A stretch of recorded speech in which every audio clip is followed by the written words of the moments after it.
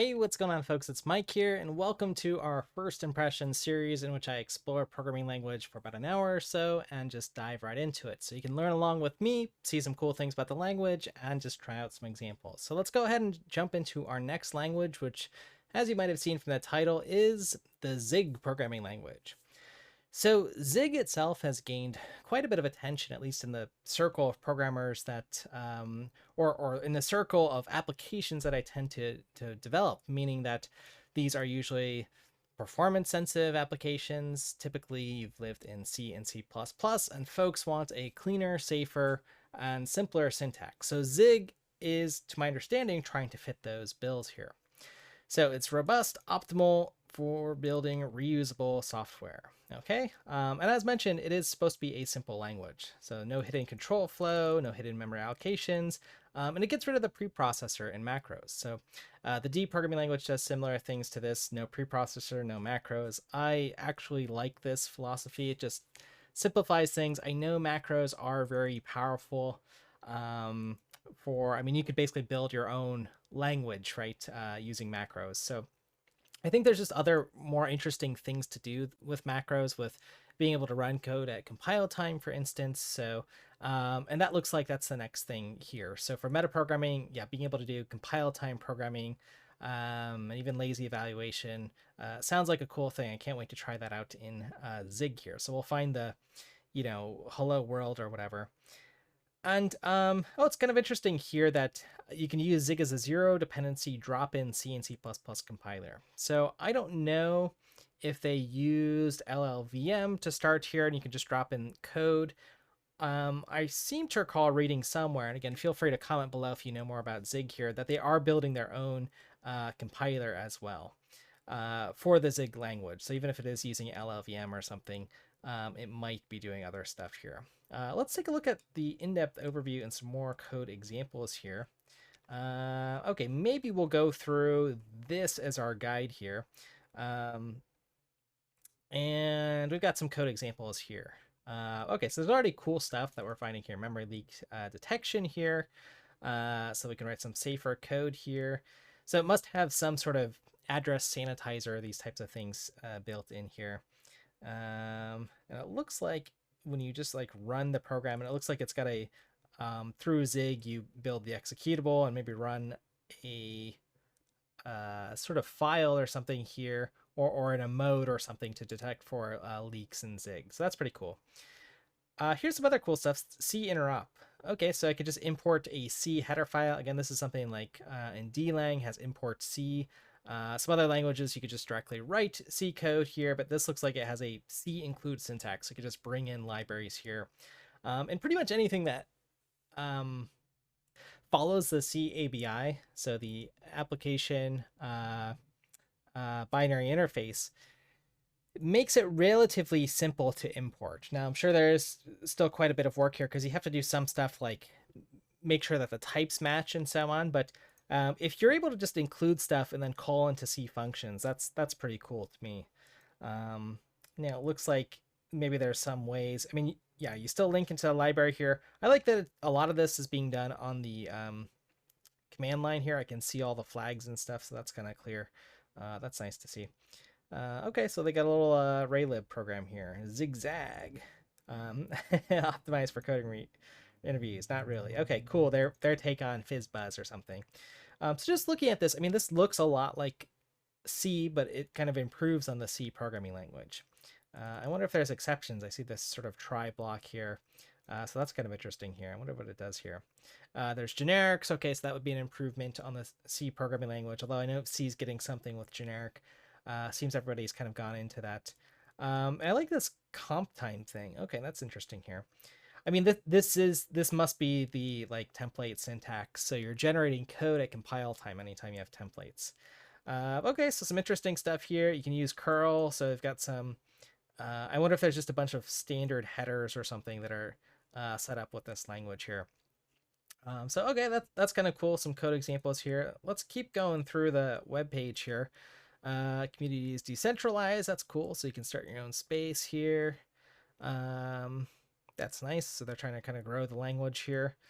They've got the code here. Okay, cool. For the actual compiler here, you can see that's active. Somebody's, worked on it today. So that's cool stuff. Their foundation, some corporate sponsors, and some other folks who are contributing to this project. Cool. Yeah, let's go ahead and learn it here. Let's get started. Okay, so how do I get started here? Okay, so they haven't reached version 1, so this is like when we played around with V. So again, Zig experts, feel free to comment here if I'm missing something, but we'll try out the language in its current state with whatever build that we can get here. And they have, let's see, about 6-month cadence as far as their releases. Okay, that seems reasonable. Yeah, there's always a balance between releasing too fast and too slow, but too slow is probably better. Not that I'm saying this is too slow. That seems like a fine cadence, but the reason I'm commenting on the release cycle is for tool builders, it can be really important to make sure that you have a stable language build so you can build tools, improve the ecosystem. And that tends to be something that matters a lot for language adoption here. Okay, so the most straightforward way to get started, though, is just to go to the downloads page. Whoops, let's open that in a new tab. Let's see, I'm just using Linux here. Let's see, what am I downloading here? And we're on version, okay, like roughly 0.11. I'm going to download the latest thing here. And we have a binary, it looks like here. Let me just make sure I'm downloading the right thing here. I'm on an x86 machine here. Okay, cool. I mean, looks like they have a build system that's building these nightly for Mac, Windows, and Linux, which is all you need, those three.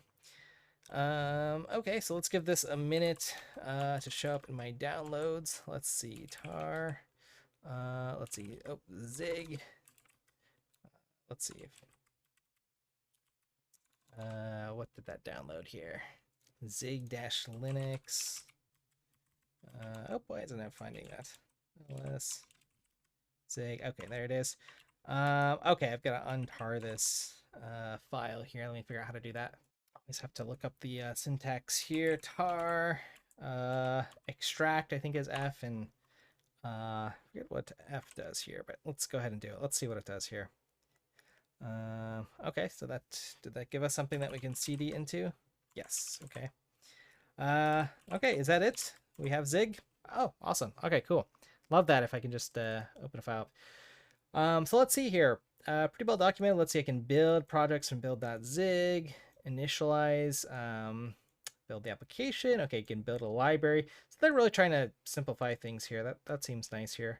Look for simple compile errors in any set of files. Oh, interesting. Cool. So I guess if I'm building some tooling, I could do like AST check or something. I wonder if I have a like IDE or something, if I can do that here. Okay, so they got a bunch of stuff here. And then here's like the use Zig as a drop-in compiler. I'm kind of curious about that.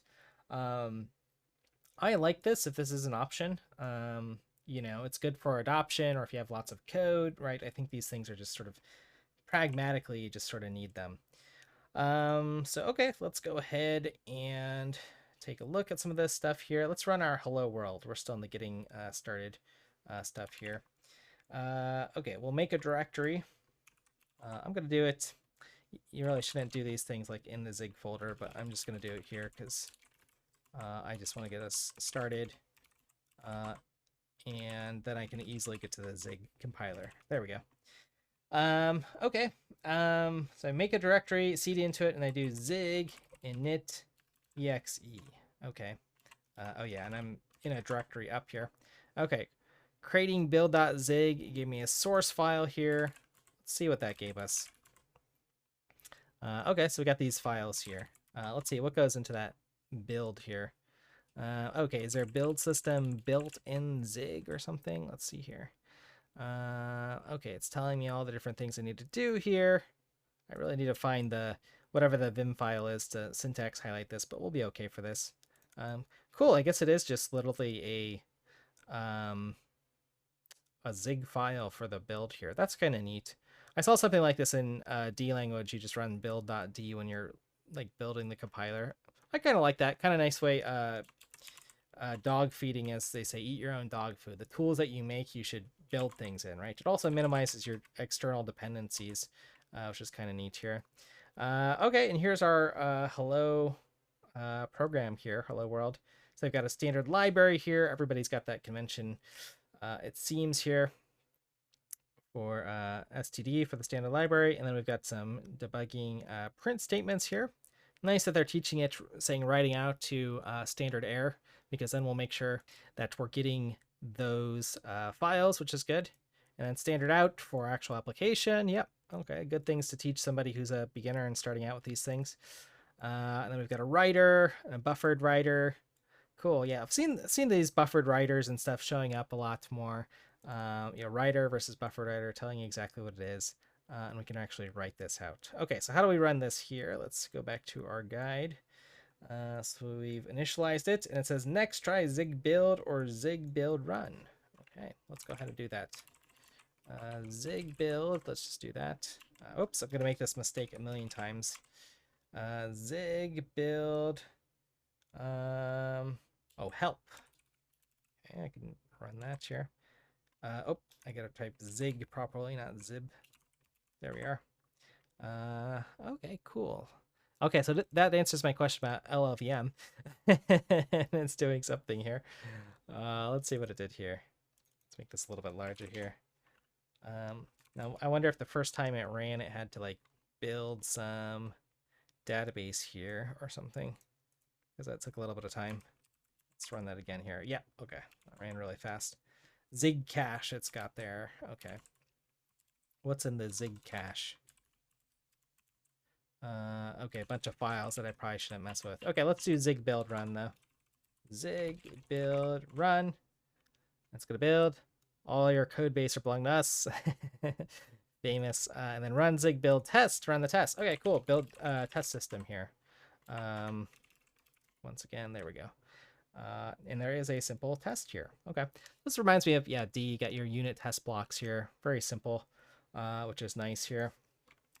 Let's fit this all on one screen here. So very clean. I mean, it's got all the different like pieces that I want in a modern language. I want an easy way to write tests. I want a like modern build system. And I want a good standard library. So we could go ahead and see what that is. And let's see what else we got here. We got FN here, trailing return type. Okay, let's actually start getting into the language here. Let's go into the learn section here.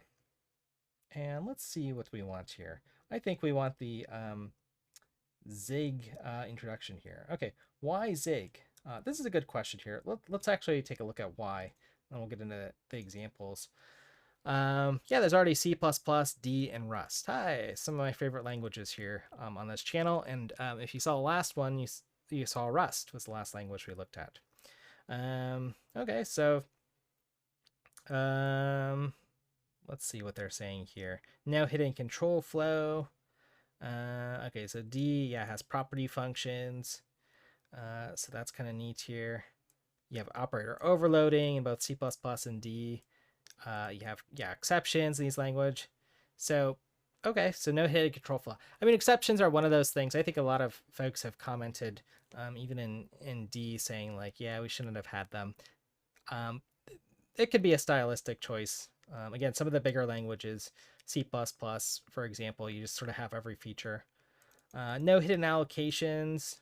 Oh, that's kind of good to know. Goes, defer allocates memory. Yeah, okay, there's the function local stack, sure.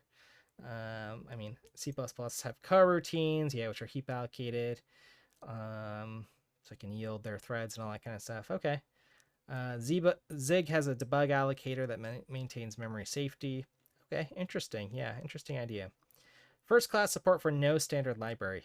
Yeah, this is kind of an interesting thought here because, yeah, WebAssembly programs can use normal feature of the standard library. Okay, that's kind of cool. But yeah, if you're targeting lots of platforms, you know, you want to make sure that your code that you write will sort of run everywhere. So decoupling the standard library from the start is probably a good idea. Sometimes languages couple like the language runtime, which is what it needs to just like operate and stuff that it might be keeping track of at compile time, with the standard library as well. And then you get this with like the language. So you get all these pieces that are combined together and then they become hard to separate out if you only need one of them. I imagine if you're this could make Zig a good candidate for bare metal programming. So if there is somebody using Zig and they're doing like bare metal programming, link to your project below. I think that would be kind of interesting. I also like this use case of WebAssembly too. If I can just write Zig code and then essentially compile and target WebAssembly and it'll just run, that's great. If we can do that, right? I can write my own graphics tool or whatever. Let's see, a portable language for graphics. Yeah, in practice, we're inventing, or excuse me, portable language for libraries. Yeah, so C is sort of the target for that. So Zig's attempting to become that new portable language. That's a great, and it'll still conform to the C ABI, which makes sense. Yeah, that's a great way to look at yourself, right? If you're a good language that's easy to write libraries and data structures in and you can just import into other languages, I'm all for that.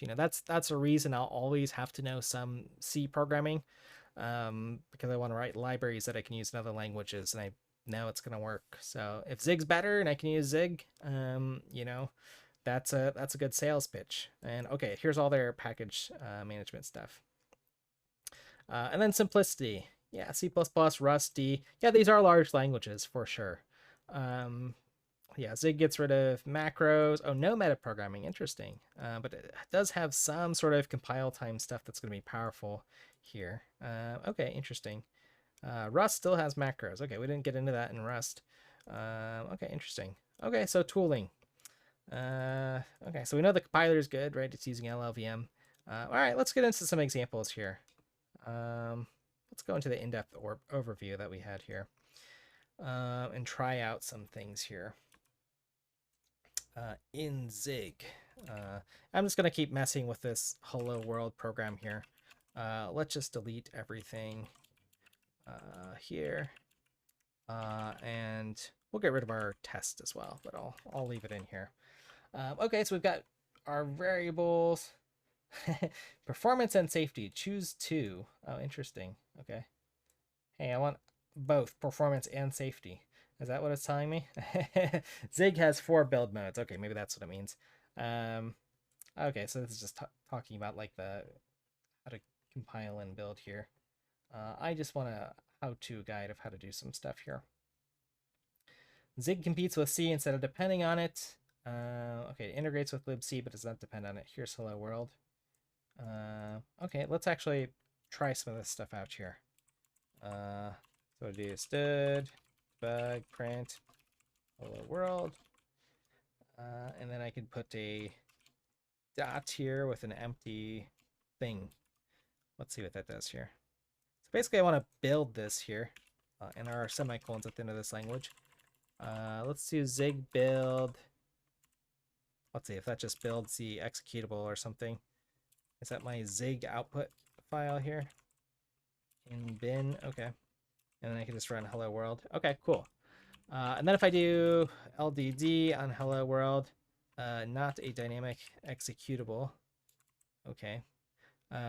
Oops. Let's see how minimal some of this stuff is. So if I run objdump, get like a symbol table. Let's see, are we getting like minimal stuff here? Okay, so there's like some stuff here, memset. So there might be some like C libraries or something in here. Or is it not? I guess that's what we're trying to figure out here. Single threaded mode. Okay. I mean, I guess their point here is that you can build really tiny executables, 9.8 kilobytes. That's something I should have done for some of the other languages. See how much like the runtime's getting packaged in here, right? Because if you're trying to build an app or a program that's targeting WebAssembly, you do not want it to be very large, right? You want users to be able to download it, especially if it's on the web. So that's really cool here. And this is kind of neat here. A lot of languages, this is one of the reasons why I like the D language, because it's focused on concurrency.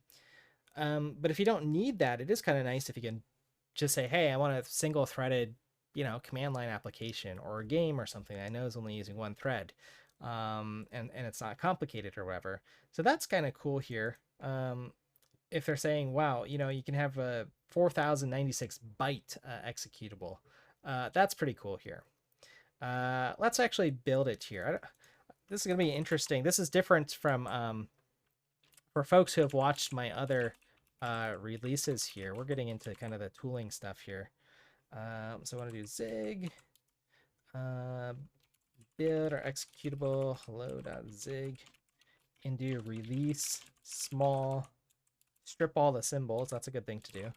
If you're doing a release, right, you don't want people to be able to open it up and debug it. Single threaded, and then my target. Yeah, this is gonna be. Actually, I'm just gonna let it pick its own target. Okay. Oops.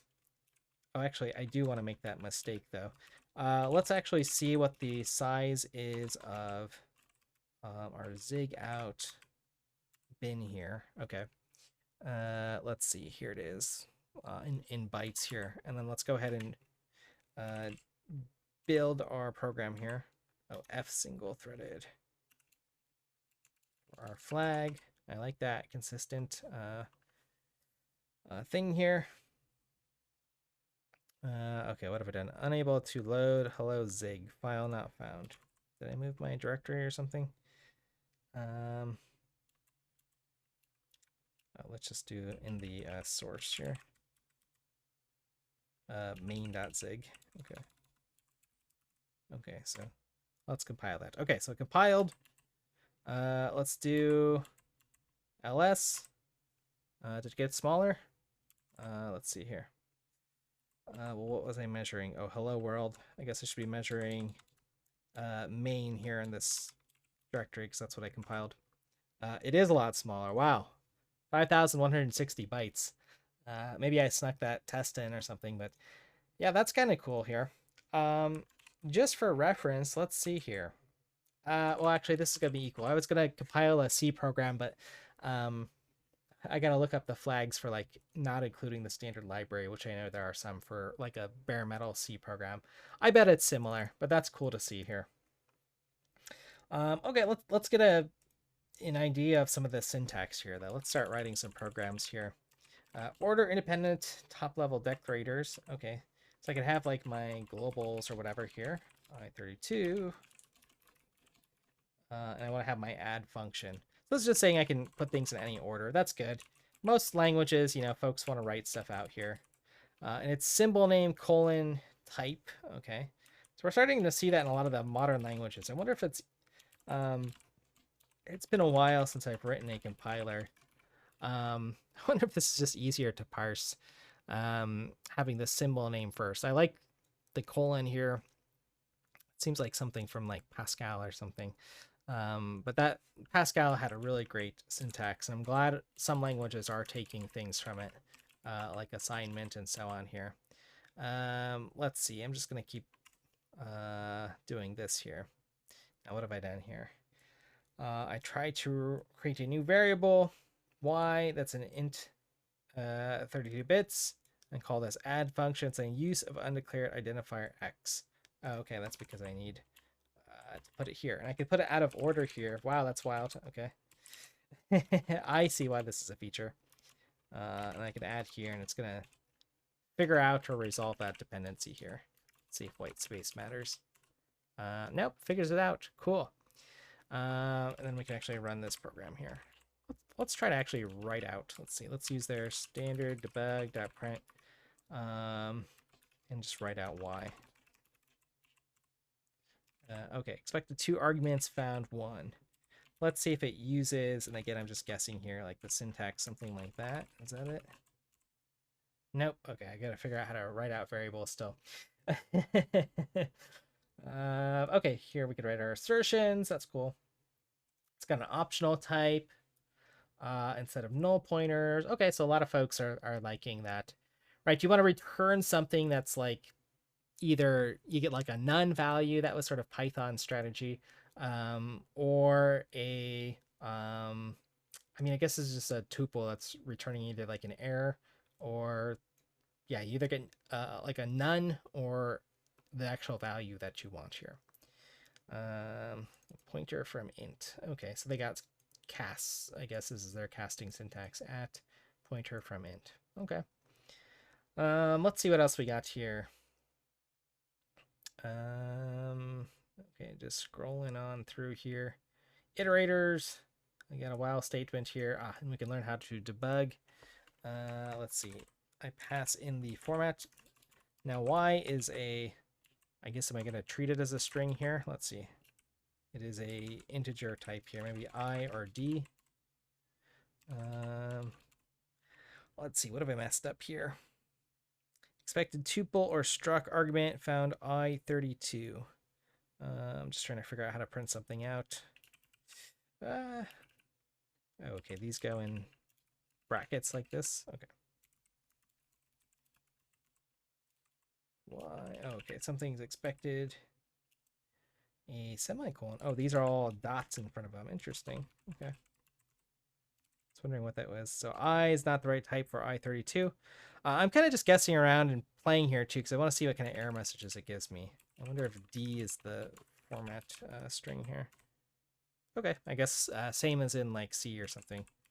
So if we run that, we get 56. Let's see, 46 plus 10, that is 56 indeed for Y. Okay, interesting syntax for printing stuff out. Yeah, same format specifiers as always. I don't really care much about this stuff. It seems fine. Okay, we got manual memory management. There's a library written in Zig, is to be used everywhere. Okay, and they give some of their examples here. Low latency, operating systems. Ooh, okay, they actually linked to somebody's. Let's give them a shout out here for putting their operating system Zen here. Cool. And these are some of the authors too of Zig here, as I recall. Okay, cool. Let's see, some in-browser WebAssembly stuff. Okay, cool, the Zig format. Maybe we should keep that open and put my code in at the end of here. So more formatting tools, that's great.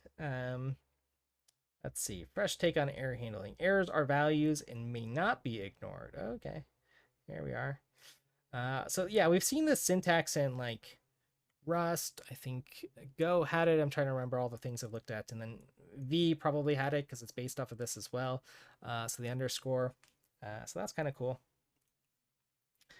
Let's see. Errors can be handled with catch. Okay, so we can't ignore them here. Note, try considering try, catch, or if. Oh, that's neat. So this gives me an example. I guess I wonder if try and catch is for exception handling. But it's interesting that you can just use if you just want to have like error codes or something. And just say if you get a legal value here. Let's see here. Open file does not exist. Okay, let's actually try this example out. Let's keep getting our hands a little bit dirty with the Zig code here. So this must be part of our standard library here. We're going to open up, and I wonder if everything's const. Now it is inferring the type here, so maybe this is a const file type or something. File equals standard fs. Okay, we're going to get the current working directory, open file, not exist, you know, whatever. So it's going to throw an error.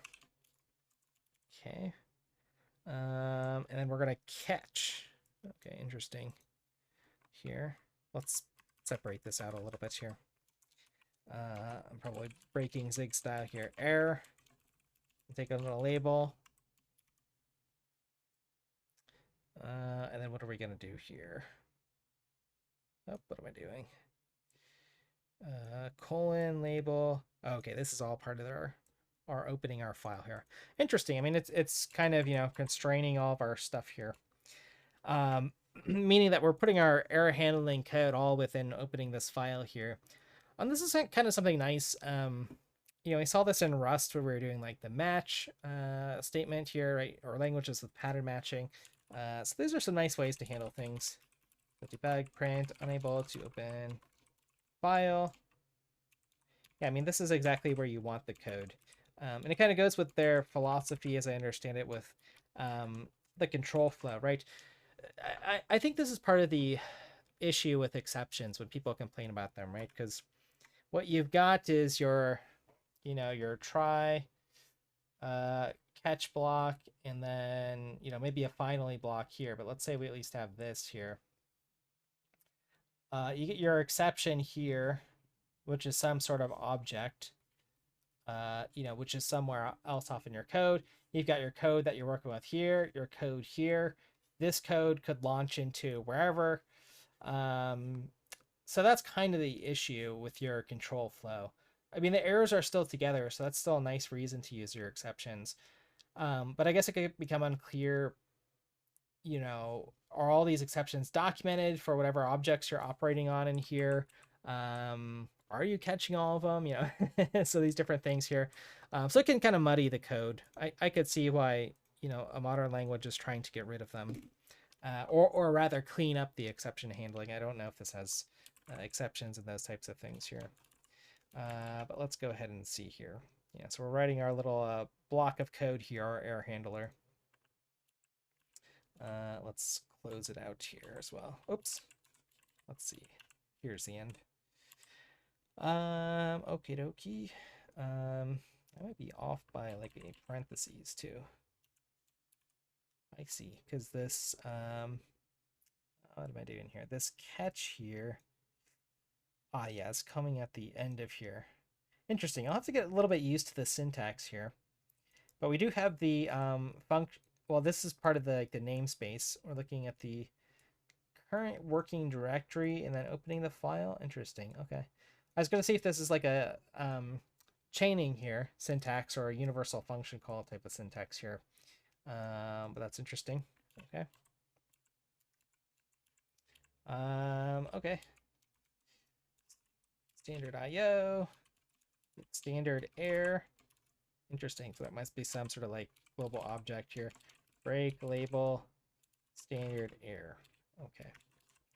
And then otherwise I can say file, if this works, write all your code base are belong to us. Okay. And then we can catch return. Okay.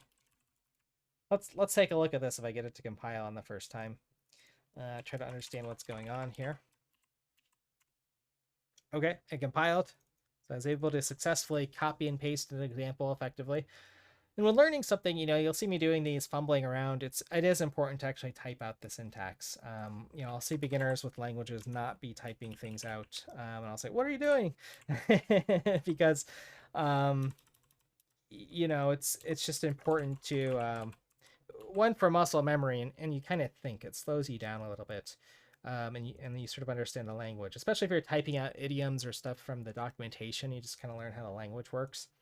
So okay, it's compiled, it runs, unable to open our file, and then we write out. Oh geez, what did we write out? Did we actually write out a file here? Not exist. ... I guess not, but okay. So we have this file object or whatever from the standard library. We open it up. Doesn't exist. It's going to give us a file not found error, and we can write a custom thing here. But it is catching the error and then I guess giving us this label here for it not being able to be found. Okay, so that's kind of cool. And then we break out of this and then we continue. I mean, this is interesting. I mean, I guess our program does continue on. What if this is just writing to standard out, because we still get this message here. So we handle the error here and then we just continue. Okay, fair enough. Yeah, that seems reasonable. So that's a nice error handling thing. And again, I like that the error handling, you know, is with the code here. That's an interesting pattern. Syntax I'll have to figure out here. Let's take a few more examples here in Zig. Let's see here. Okay, we could do their try catch. And then we've got the defer blocks. We've seen those in a few different languages now. So this will basically ensure that you run file close when you hit the end of its current scope. That's a nice thing to do. In D, you do that with scope exit. I also like that D has scope exit, scope success, and what's the other one? Oh, it's scope failure, which will do something based off of like if an exception gets thrown here. Although usually you're always using scope exit. That's probably the one that you want to use. I think that's what defer is doing, so it'll always get called. So yeah, this is kind of cool here. So try. I mean, it looks like this language has done a nice job kind of compressing the try catch finally blocks here. Okay, interesting here. Let's look at some other features here.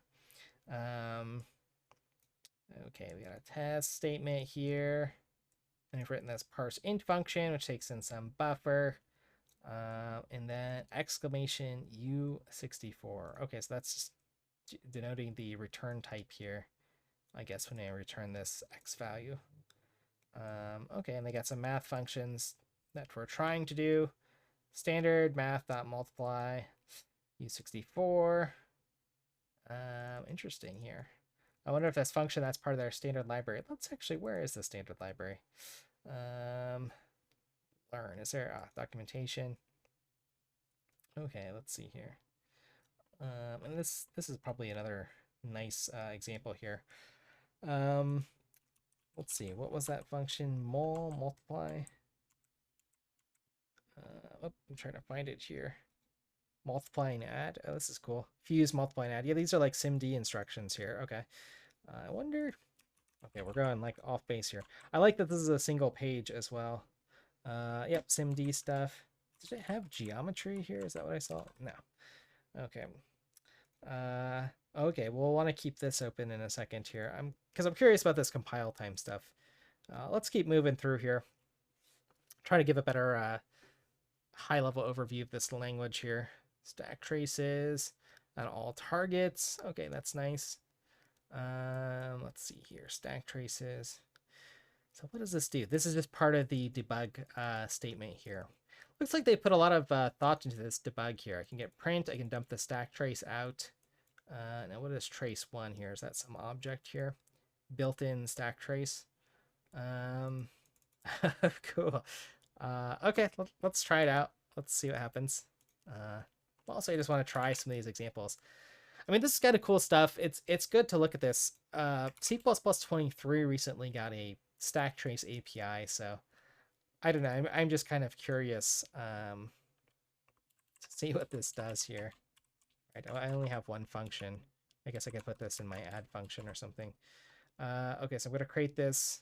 And I just did what I told you not to do. I copy and pasted some code here. var address buffer.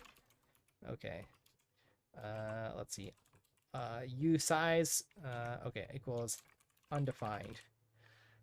Okay, I guess I'm just initializing this memory without any variables or something. I wonder if the memory is initialized to something. A lot of systems languages, older systems languages, don't initialize your memory because it's costly. But let's go ahead and say trace1 equals, okay, standard built-in dot stack trace. And what does this give me here? Am I setting up my instruction addresses? Okay, they're going to be stored in this address buffer. From 0 to 4, index from 0. Interesting. I mean, I guess if I'm on different architectures, right, I'm trying to figure out if this is just controlling the stack, whether it grows up or down. Like, do I have that control here? That's kind of interesting. I mean, this one's giving me it the opposite way. Okay, let's try it here. Let's do both here. I'll be curious for anybody who's watching this. Now, this looks like we have slices in our arrays. We like that as a language feature. In modern languages, that's what we want. It's hard for me to go back to languages without slices. It's just so convenient to work in. Okay, let's go ahead and write this out here. Okay, we got our little error handling thing. I'm just going to move this to the top here, even above hello world here. Standard debug dump stack trace trace1, and let's dump out our second one right after. And it's probably a good idea to, here, we'll put hello world in between just to break things up here. World's worst or most disorganized Zig program here, but we're just learning. So let's build it. Let's see here. Standard has no member named. Build in. Let's see. Looks like I made a error here. Built in. Is that what it was? Standard dot built in. Yeah. Okay, so that means I made the mistake twice here. Let's see. Did it give me? Just gives me the first error message here. That's probably the right thing to do. Actually, so if I undo this error here and run it, yeah, it gives me the next one.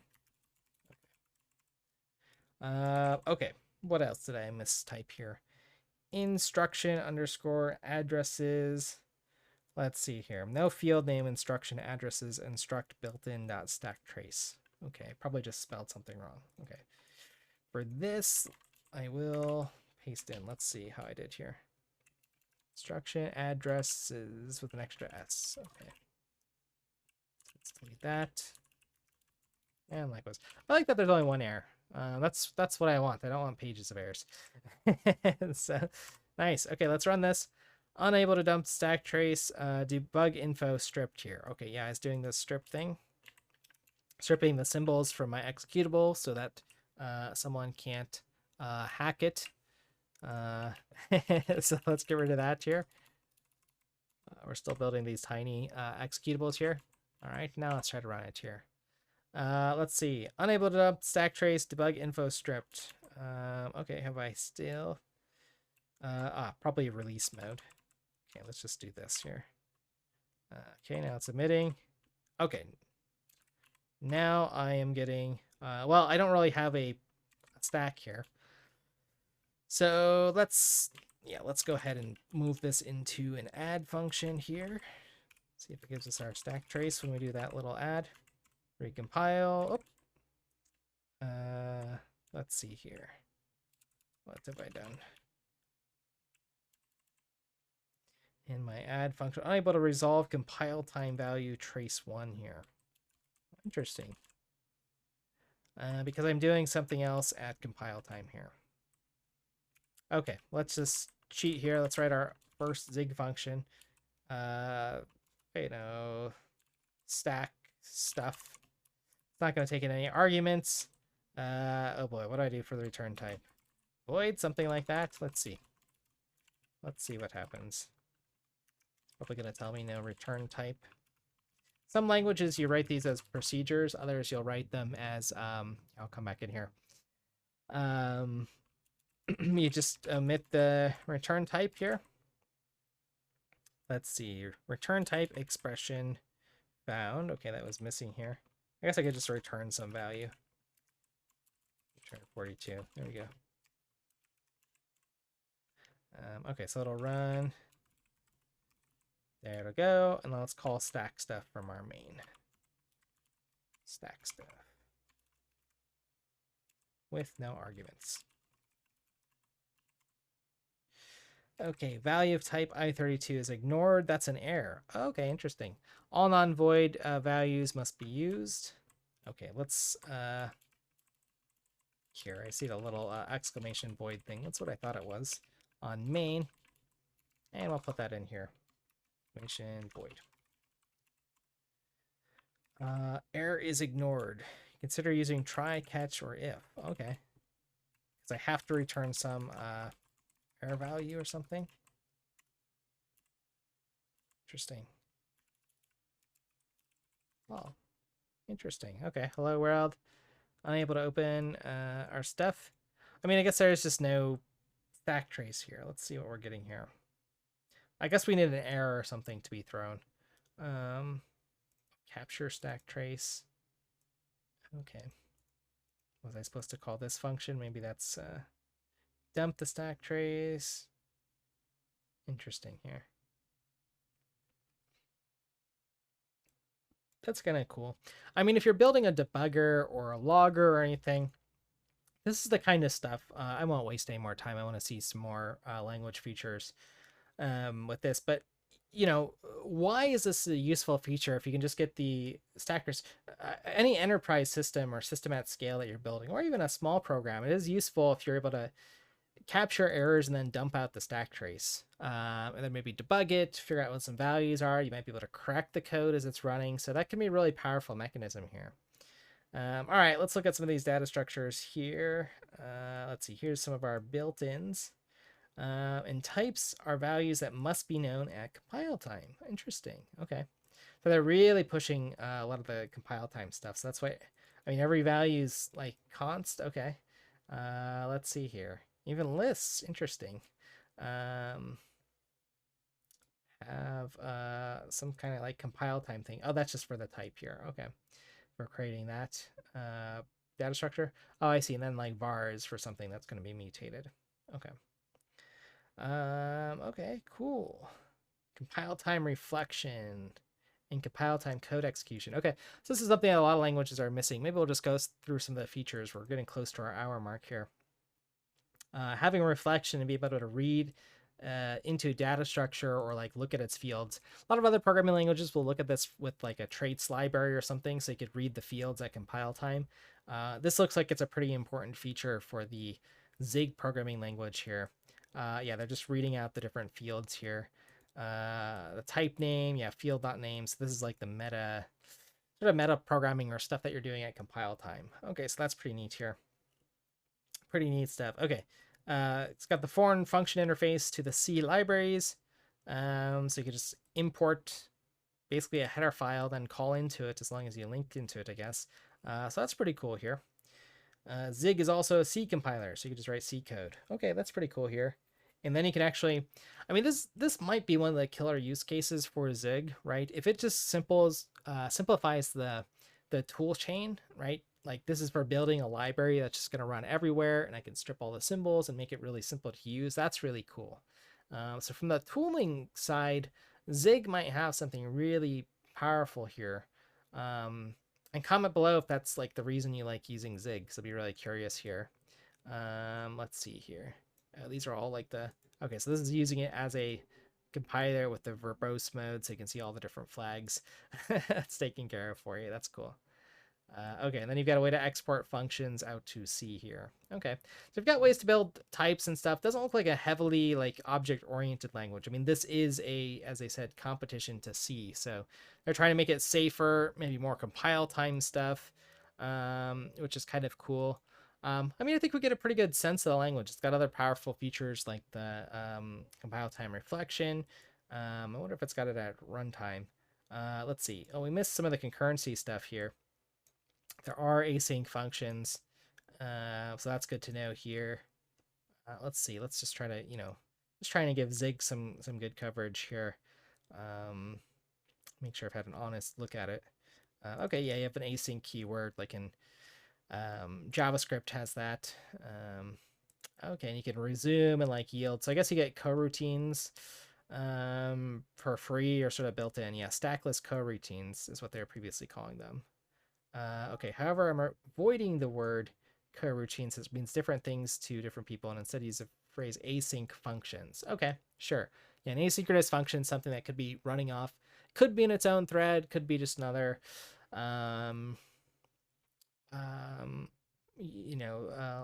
logical executing like unit. Yeah, again, I see why he's trying to be careful calling it a stackless coroutine here.